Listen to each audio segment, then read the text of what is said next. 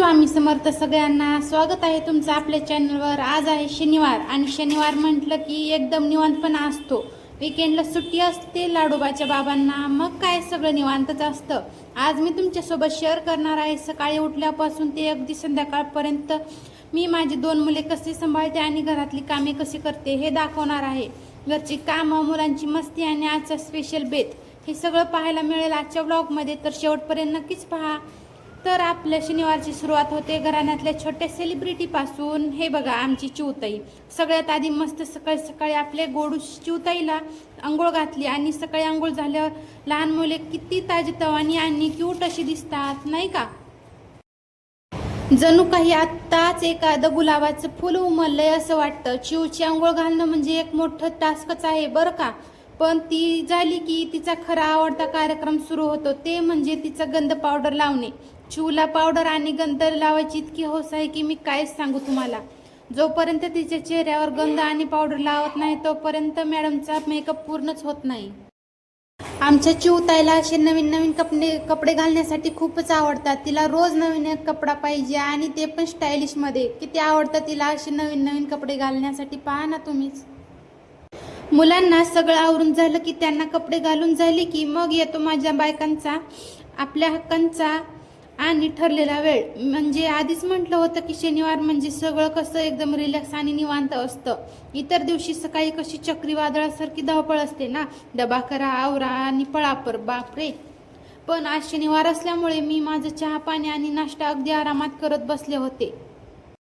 घराबाहेर छान असं कवळं ऊन पडलेलं आणि शांत वातावरणात चहाचा घोट घेण्याची मज्जा काही वेगळीच असते नाही का।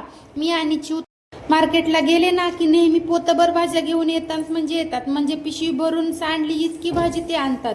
हे बघा, पण त्यांनी घरात आणून भाज्यांचा केवढा मोठा ढीग लावलाय।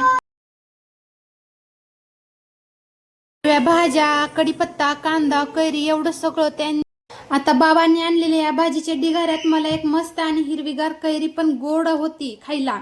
मग काय, मस्त अशी कैरी स्वच्छ धुतली आणि तिचे छान बारीक काप केले। त्या कैरीवर छान असं मीठ लावून मुलांना खायला दिलं।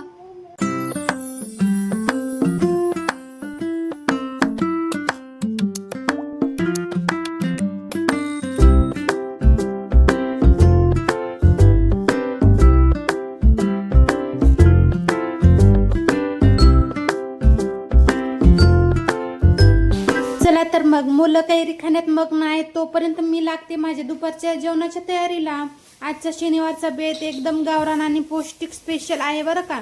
सगळ्यात आधी मी इथे ताजी पालेभाजी म्हणजेच पालक स्वच्छ निवडून धुवून बारीक चिरून घेणार आहे। त्यानंतर आपली नेहमीची तूर डाळ स्वच्छ धुवून घेतली। आता कुकरमध्ये डाळ आणि चिरलेला पालक, टोमॅटो, कैरी असं सगळं काही घालून डाळ शिजायला ठेवणार होते।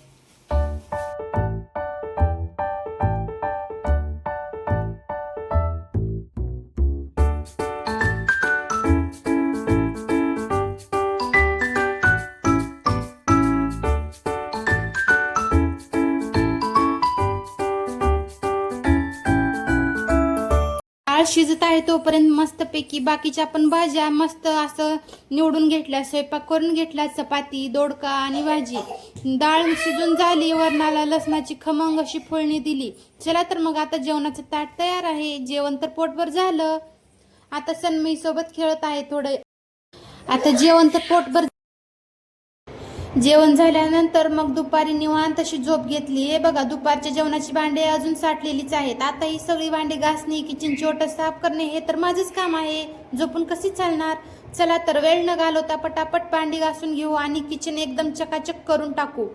तर फायनली भांडी घासून तर झाली। तुम्हाला आजचा माझा व्लॉग कसा वाटला हे नक्कीच कमेंट करून सांगा। आणि हो, उद्या आता संडे आहे म्हणजे रविवार। लाडोबाच्या बाबांनी म्हणले काहीतरी सरप्राईज आहे उद्या। काय प्लॅन आहे त्यांचं काय माहित, उद्या बाहेर जायचं आहे पण कुठं ते त्यांनाच माहिती। तर हे काय सरप्राईज देतात ते पाहू उद्याच्या ब्लॉगमध्ये। Bye bye, Shri Swami Samarth.